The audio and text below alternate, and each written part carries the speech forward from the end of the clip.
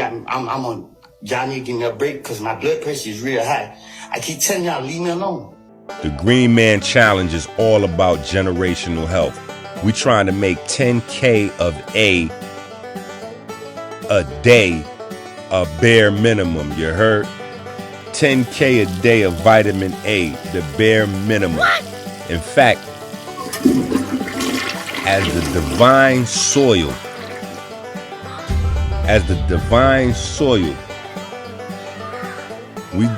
we trying to turn you into a plant. We want the various chlorophylls to be in your blood 24 hours a day, 7 days a week.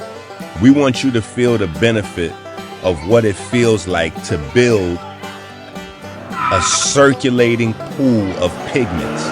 A circulating pool of pigments. Now, you've never, ever felt your body with a full bloodstream of pigments 24 hours a day, 7 days a week. This is a brand new level of health to reach, brand new level of mental health and cognitive ability. Pass these seeds on. The Green Man.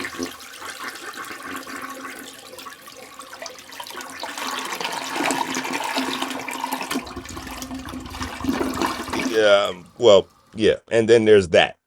We're going to make sure that your insides are clean. Supply and demand. Demand is the desire consumers have for a good or service. The more people who want a good or service, the higher the demand for it. Supply is the total amount of a good or service available for consumption. Supply and demand have a big impact on the prices of product. Time is money. You are what you buy. What are you spending your time on?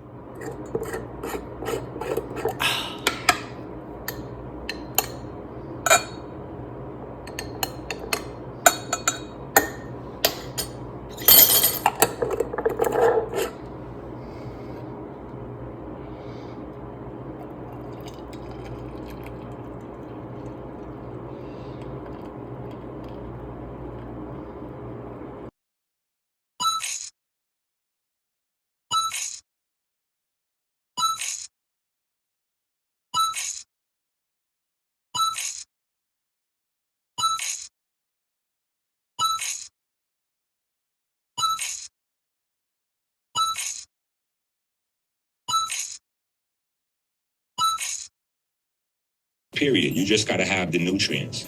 So are you going to pay $1,000 to have this nutrient profile circulating in your blood, or are you going to pay $65?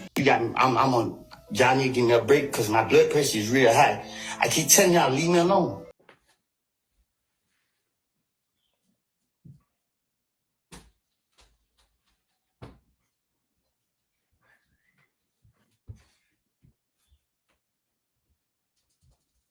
Peace to the family. This is Abdul Ali, candidate for U.S. House District 12 here in Charlotte, North Carolina.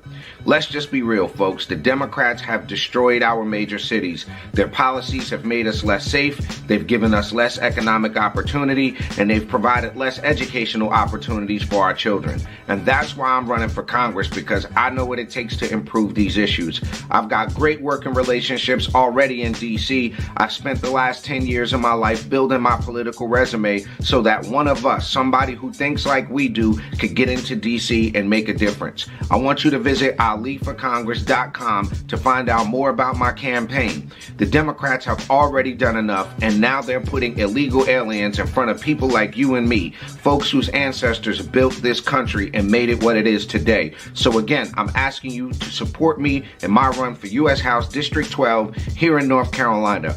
You don't have to live in North Carolina to support, because what happens in Congress affects the entire country. So again, My name is Minister Enqi. I am the naturopathic doctor and the spokesman for the Melanin Verse Diabetes Ministry. Every time you go to the supermarket without the electrician grocery shopping list, it's like putting a loaded gun to your head. Stop playing Russian roulette with your life. Help us make America great again. Learn how to save time. Learn how to save money with the electrician grocery shopping list on Amazon now. Go to Amazon now. The life you save may be your own.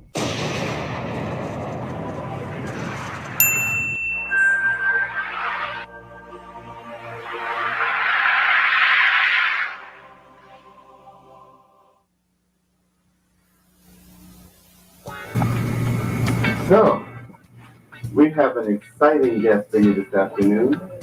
Our guest needs no introduction, so she is known around the world.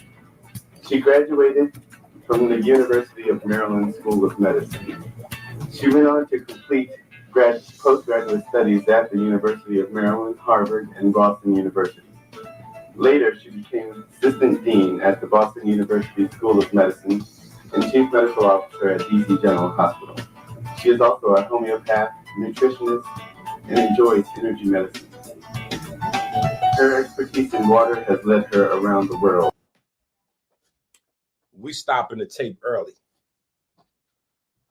She started at the University of Maryland, but she went on to go to Harvard. Very prestigious education, very prestigious credentials. So we're not talking about, you know, some 12th dimension alternative, you know,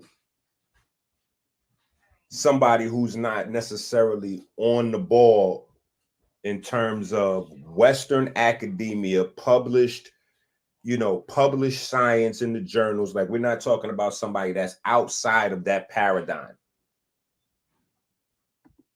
Exploring the use of water in Europe, Africa, Polynesia.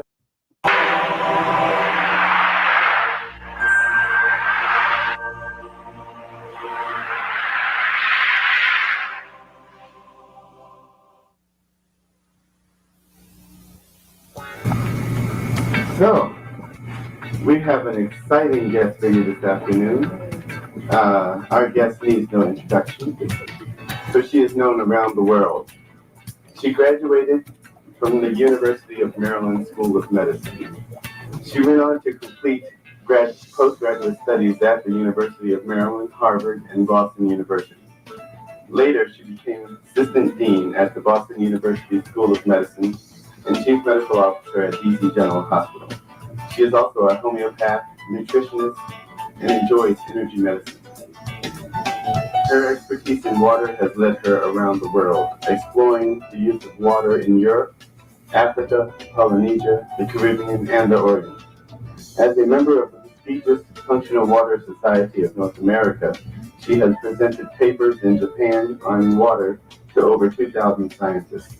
She's on a number of health advisory boards, and yet, in spite of her busy schedule, she still finds time to help her patients understand the importance of water to their health and be here with you this afternoon. Ladies and gentlemen, please give a warm welcome to our guest, Dr. Mona Harrison.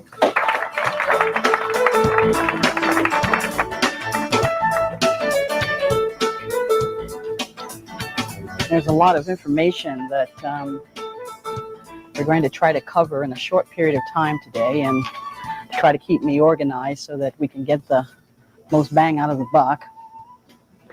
I will refer to some of my notes, but again, welcome. And to begin with, as we look at water, one of the features that I'm not sure you've ever reflected upon seriously is the fact that water is critical to every element of life. There's nothing on this planet, in fact, in this universe, that does not depend on water. Today, we're going to direct our activities to how, in particular, water has an impact on our bodies as humans, and perhaps to begin to evaluate it as a healthy thing that is more than just some clear liquid that is convenient and you get a thirst for, but that it has some activity. And in fact, the word bioavailability, or water that's available to you as a living entity, is the approach that we're going to take today. Now, if we start off and get a sense of what are these differences in water and what's in my water? I mean, to most of this audience, you at least have some elementary knowledge of water, but we're going to just start from the beginning and say, in many of the towns, including this one, but more appropriately across the United States, things are added to the water to attempt to clean it. And so for most of this century, what has happened is that they had begun to add chlorine to the water. Now, for many of you, you say, so what's wrong with that? In fact, I have a swimming pool and I have chlorine in my swimming pool and I take a shower every day. I mean, what's wrong with that? I mean, we're here in the United States and we have excellent water. And of course, the government wouldn't bother us here in terms of putting something in the water that might be injurious. I say to you that this has not been a conscious attempt to make you sick or to have an impact on yourselves. The problem we're faced with today is that the government doesn't know what else to use. So even as we back up for just a minute and look at these pristine rivers and streams that we have in this region, and in the Pacific Northwest, we get a lot of rain, so there is a lot of water around. And we look at the beautiful Pacific River, Columbia River Basin, and say, but of course we have good water here, and we have pristine rivers, and we have a beautiful mountain here that gives off a lot of water, that supplies a lot of the area. But how many of you remember about a year and a half ago, it wasn't that big in the news, but there were reports about a science class. This was a group of high school kids that decided to look at the rivers and streams as part of their science project. And in the course of that, they started running across all these little frogs. Keep in mind, this lecture is well over a decade. I would say probably closer to 12 years old, maybe 13 years old, maybe older than that. Right? But this is early 2000s. This is way before anybody ever heard of Gerald Pollack. This is way before anybody had ever heard of Masaru Emoto. Okay, so this is before Gerald Pollack, before Masaru Emoto, which those are the two scientists. If you're not familiar with their names, those are the two guys that are credited with changing the way the world sees and thinks about water. Okay?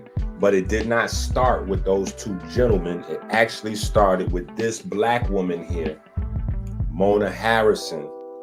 And this is why we have to keep this type of research going, because if we do not, it will not continue. If we do not, it will not continue. If we do not speak up on our own, if we do not protect our elders' names, legacies, and work, it will not be done.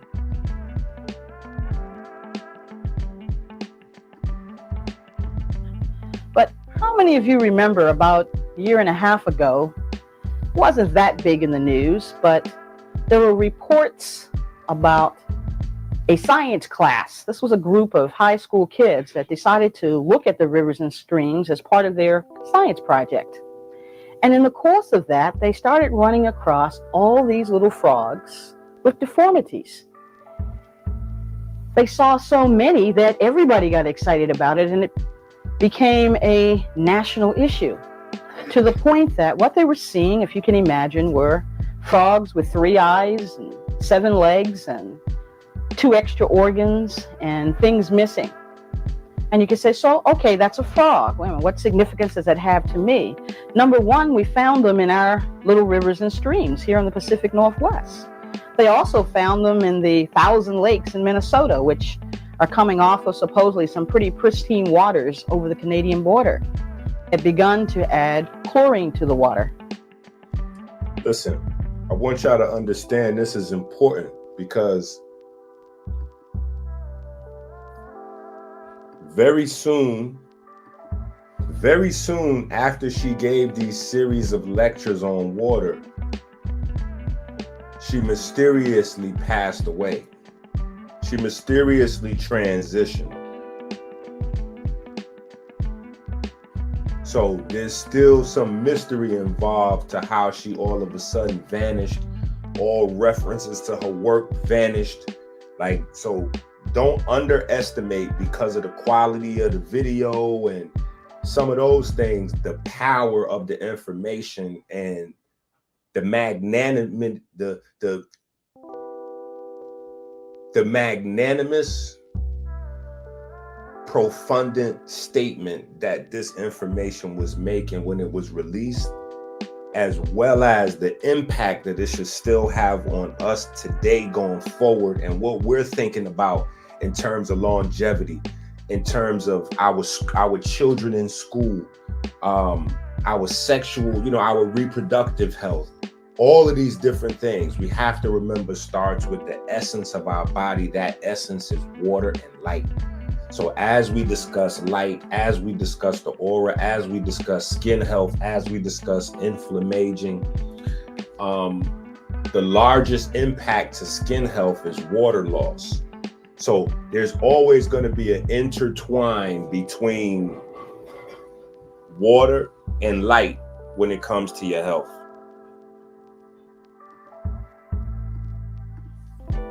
Now, for many of you, you say, so what's wrong with that? In fact, I have a swimming pool and I have chlorine in my swimming pool and I take a shower every day. I mean, what's wrong with that? I mean, we're here in the United States and we have excellent water. And of course, the government wouldn't bother us here in terms of putting something in the water that might be injurious. I say to you that this has not been a conscious attempt to make you sick or to have an impact on your cells. The problem we're faced with today is that the government doesn't know what else to use. So even as we back up for just a minute and look at these pristine rivers and streams that we have in this region, and in the Pacific Northwest, we get a lot of rain, so there is a lot of water around. And we look at the beautiful Pacific River, Columbia River Basin, and say, but of course we have good water here, and we have pristine rivers, and we have a beautiful mountain here that gives off a lot of water, that supplies a lot of the area. But how many of you remember about a year and a half ago, it wasn't that big in the news, but there were reports about a science class. This was a group of high school kids that decided to look at the rivers and streams as part of their science project. And in the course of that, they started running across all these little frogs with deformities.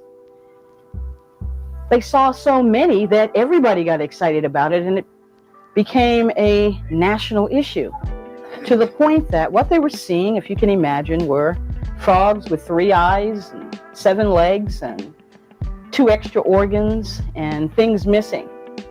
And you can say, so, okay, that's a frog. Wait a minute, what significance does that have to me? Number one, we found them in our little rivers and streams here in the Pacific Northwest. They also found them in the Thousand Lakes in Minnesota, which are coming off of supposedly some pretty pristine waters over the Canadian border. These were in areas where we thought at least they would have clean water. I mean, if I had to pick a state like perhaps New Jersey, where it's been noted that the water has been bad for years, or the District of Columbia, where they don't know what in the devil they're going to do with the water there, or areas which are heavily populated, we would perhaps think that maybe I'd have a little dirty water there. But even there, people don't realize just how bad their drinking water is. When I've spoken to people from the Department of Energy, one of whom I know rather closely, and when she came to visit out here, she came with her bottle of water. And I said, well, you don't need to bring bottled water. This was a couple of years ago. You don't need to bring bottled water out here. We have excellent water. She says, oh, no, it doesn't work that way. Anywhere we travel in the United States, we take our bottled water.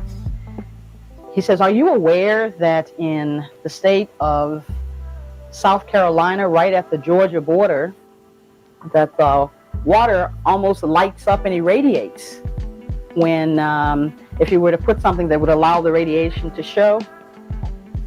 Do you realize that here in Washington State, you have the largest Superfund in the United States in terms of cleaning up the water, the groundwater, as secondary to Hansford, and what took place there in the building of nuclear submarines and for a nuclear power plant?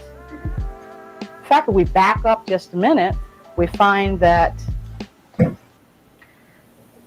there is, since 1995, and I don't watch that much TV, but on occasion something says turn the set on, and I walked into my house one day in 1995, July of 1995.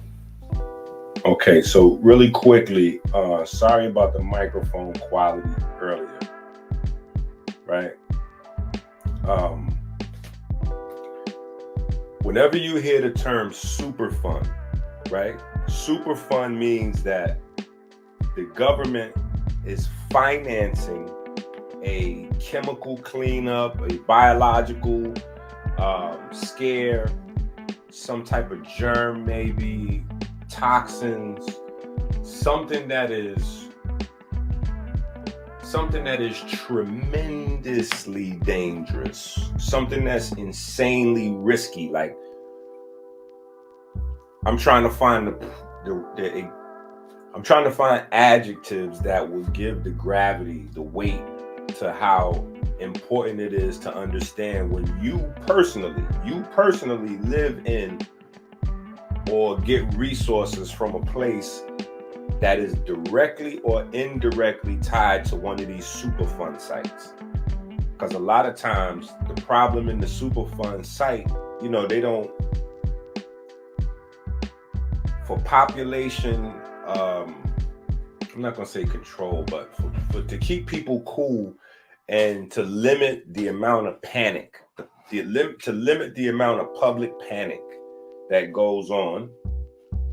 You know, a lot of times information is limited to, you know, to the masses, right? Things are reported, but ongoing reports and things like that, it's up to your local government. And then a lot of it's up to you to keep up with, or to sponsor somebody to keep up with all that type of information for you, right?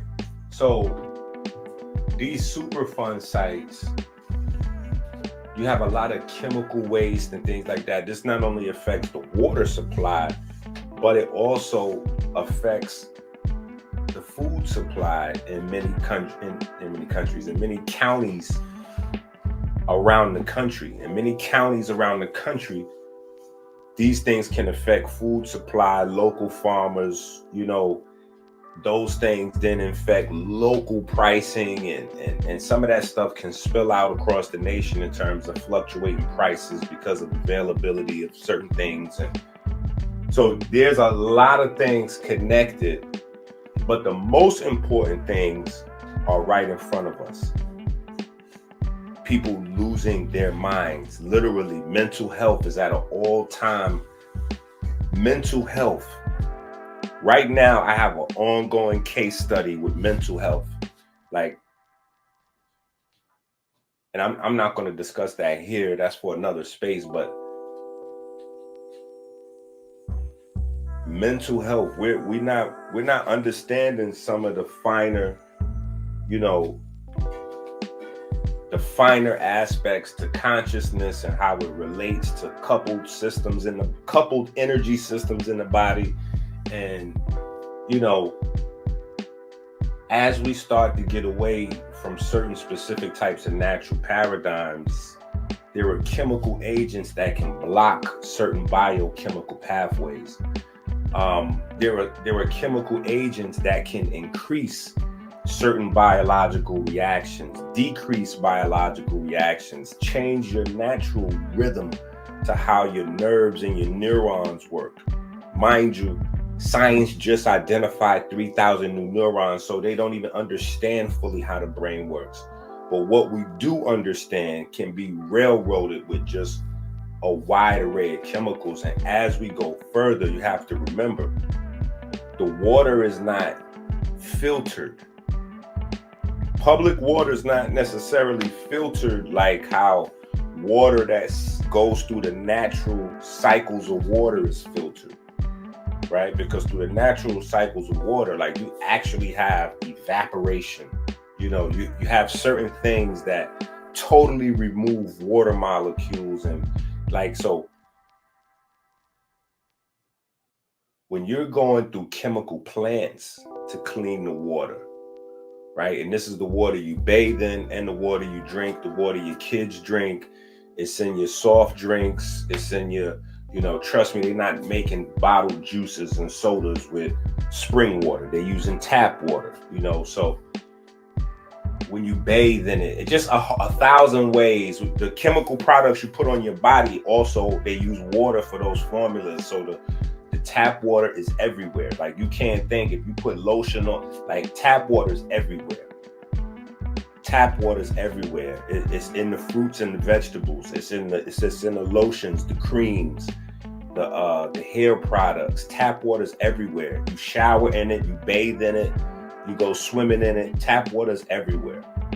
So don't have this idea in your mind like this don't apply to you because you drinking Fiji. Like, you gotta relax. There's 1,000 different ways that your body's exposed to tap water. Now, drinking bottled water can limit it, but it's still a lot more that you gotta learn and understand about water specifically and how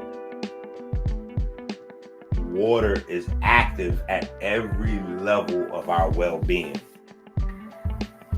There is, since 1995, and I don't watch that much TV, but on occasion something says turn the set on, and I walked into my house one day in 1995, July of 1995, just turn the TV on.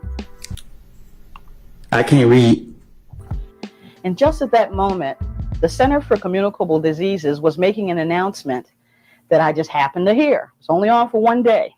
So they had done their public duty to announce to the public what they wanted to say.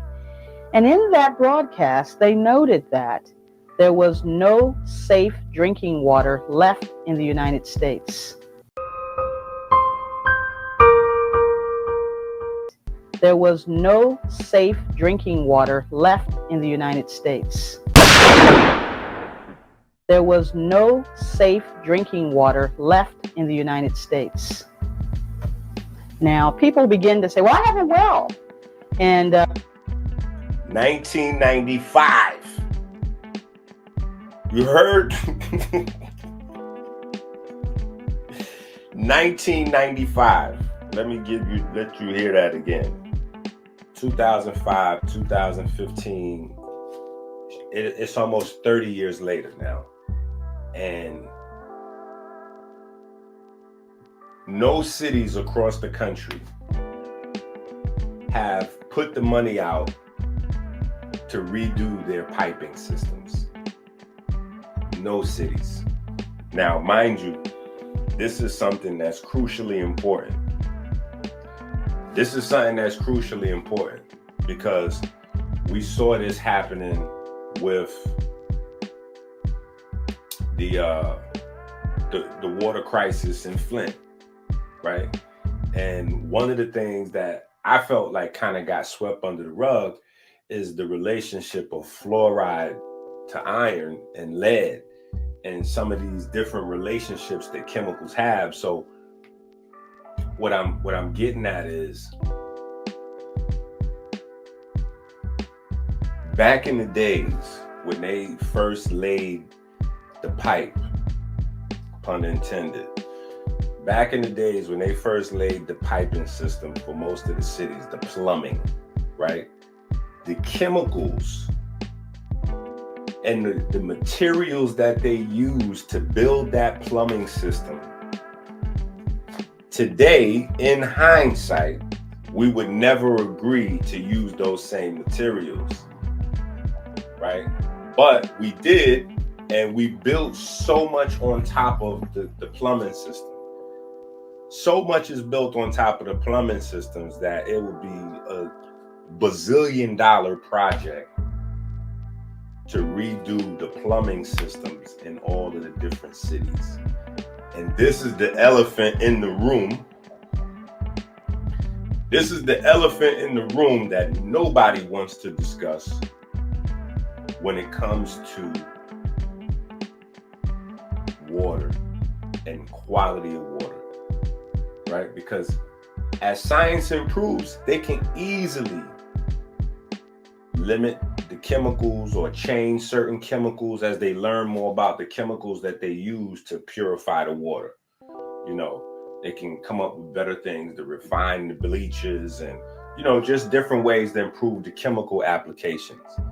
But the harder part is going to be the deteriorating pipes and material that's down there that is kind of only being dealt with every so often in a spot by spot basis.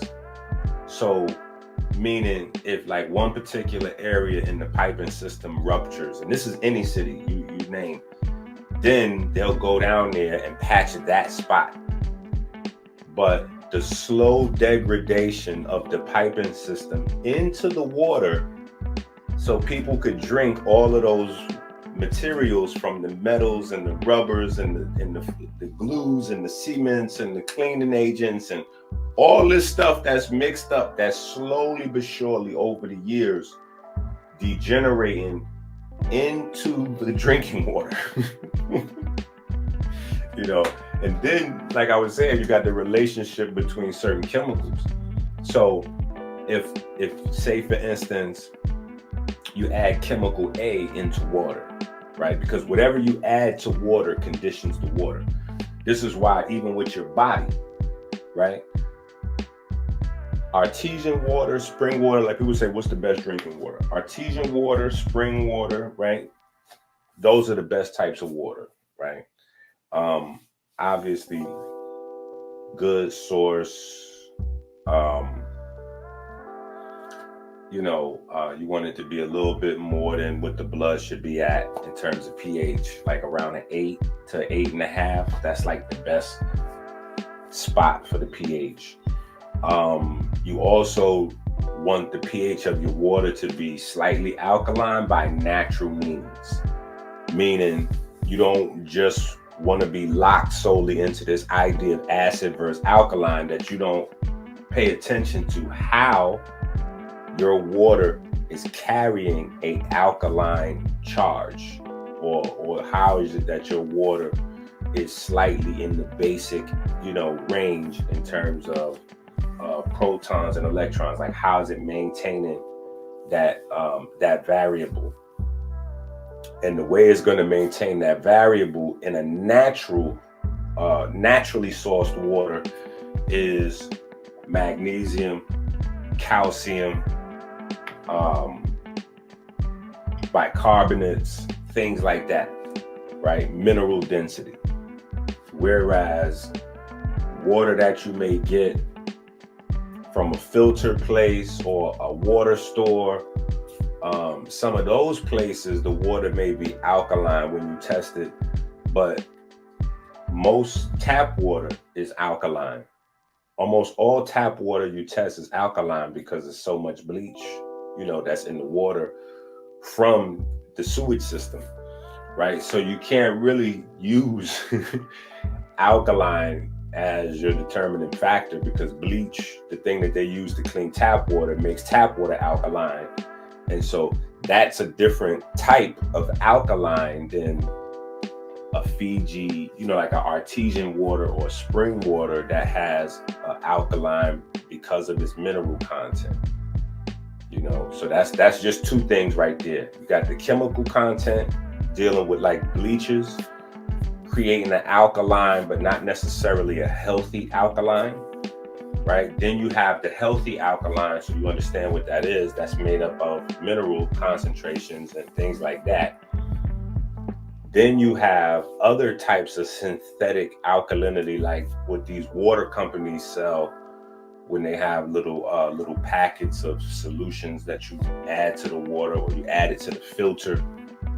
In the sense of what they were doing with the changing machine, you add the liquid drops to the changing machine, and then as you run the water through the changing machine, some of that liquid is added to the water, the tap water. Like, it's still adding it to the tap water, so you know it hasn't been through the actual natural filtration system, which is really the only thing that life could come out of.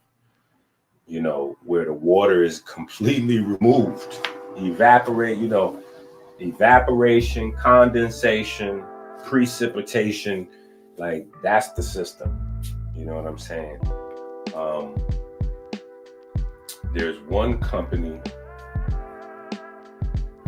that makes a filtered water, but they use that they put the most money into their system.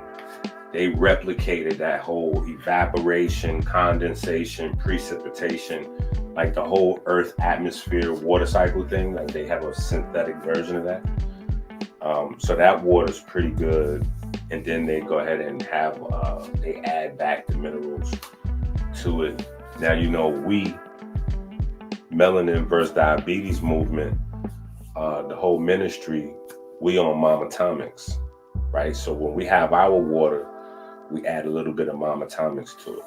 The Mama Atomics is going to make sure it puts all of the natural compounds that give the water a good charge value naturally. We every cup of water, we want to be the best cup of water we can have. So no matter what quality of water we start with, we're adding value with just 2 or 3 drops of the Mama Atomics into the water, whether this is tap water, restaurant, I don't know where this water came from, type of water, bottled water, spring, distilled, especially distilled. Don't let nobody fool you to putting distilled water in your body if you don't put the Mama Atomics in that water, right? But anyway, I digress. And just at that moment, the Center for Communicable Diseases was making an announcement that I just happened to hear. It's only on for one day. So they had done their public duty to announce to the public what they wanted to say. And in that broadcast, they noted that there was no safe drinking water left in the United States. Now, people begin to say, well, I have a well. And I have excellent water because I don't have chlorine and fluorine in my water. Wrong. Most of the tributaries of the Columbia are in trouble. And if the frogs aren't news enough to you that there's a problem, I tell you, take another look. Now, when we look at those frogs, again, why are these frogs so important? If you begin to go into the coal mines around the world and they're worried about noxious gases or toxic gases being eliminated, the old rule was to send in a canary.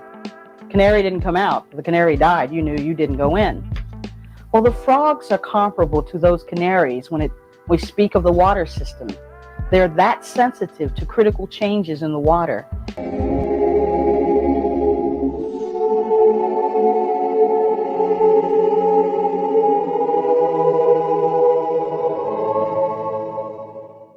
Enough to say to you, don't go into the water or don't drink that water. Our water is bad. And not to scare you and not to send you into a depression about it, if I said to you that the United States did not have enough money to meet the needs to change the water system, the onus then comes on us in individual families to decide what am I going to do for my family? What am I going to do to make sure that my water is tolerable? When I think of little babies, and I know that these babies are totally dependent upon what I feed them and what I give them to drink for their life. And if you come from that perspective. Listen, this is the time right now to be asking all those water questions. Now is the time to be asking all those water questions. Have enough money to meet the needs to change the water system. The onus then comes on us in individual families to decide what am I going to do for my family? What am I going to do to make sure that my water is tolerable? When I think of little babies, and I know that these babies are totally dependent upon what I feed them and what I give them to drink for their life. And if you come from that perspective, you get a sense of the responsibility you have for your family in terms of knowing and understanding what's in your water and what you can do about it. Now, we've created a pretty grim picture here. But to say that there are things that can change your water and make it more healthy, make it so that your body can absorb it and use it and help you to become healthy, that's what we're about today. So let's take a closer look at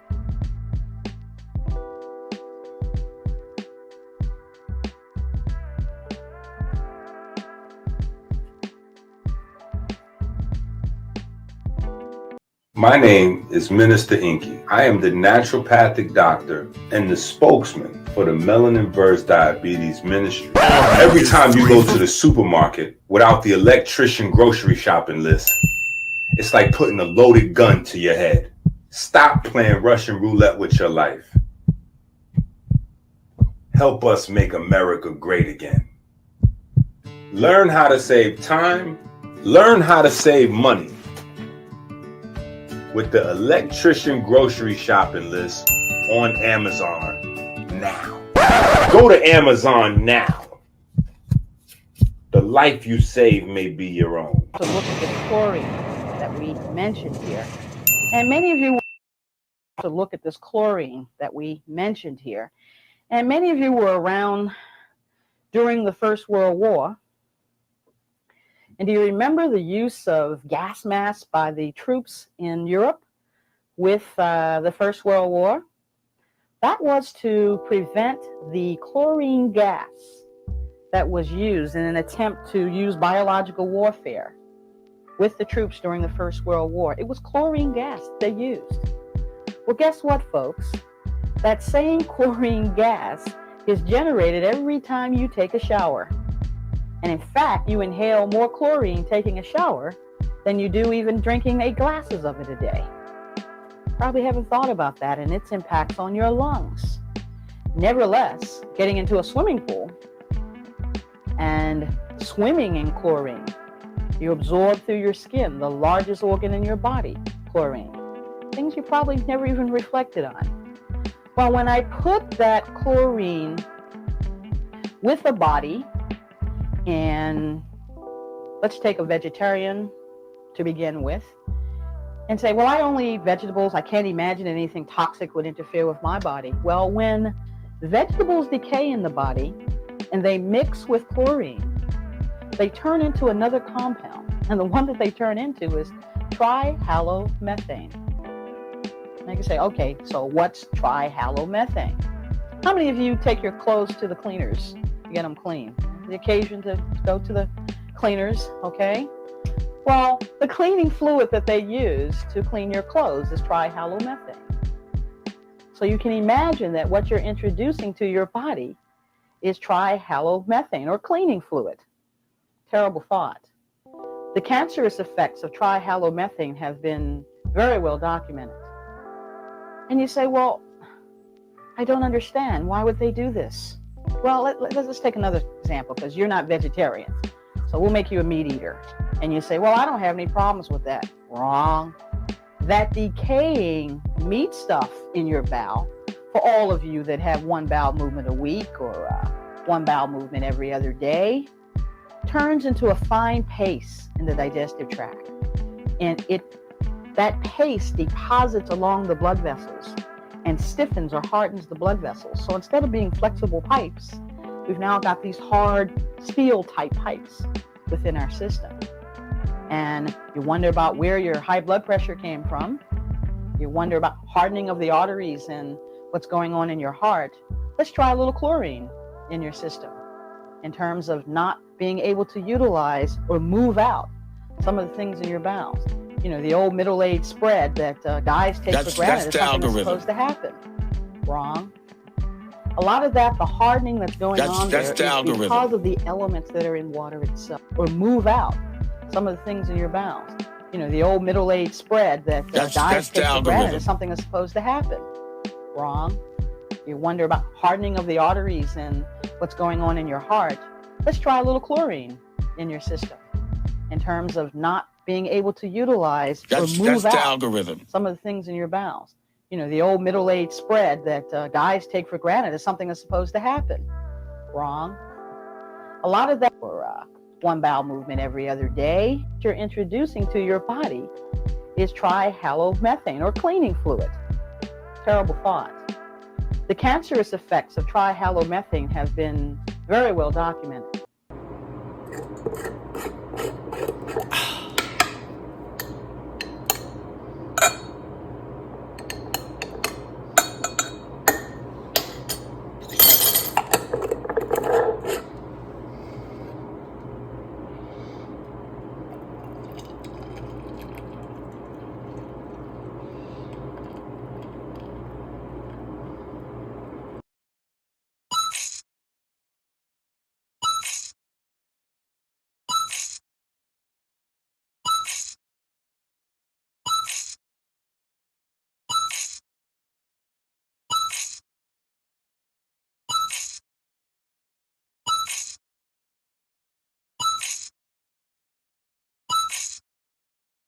Period. You just got to have the nutrients.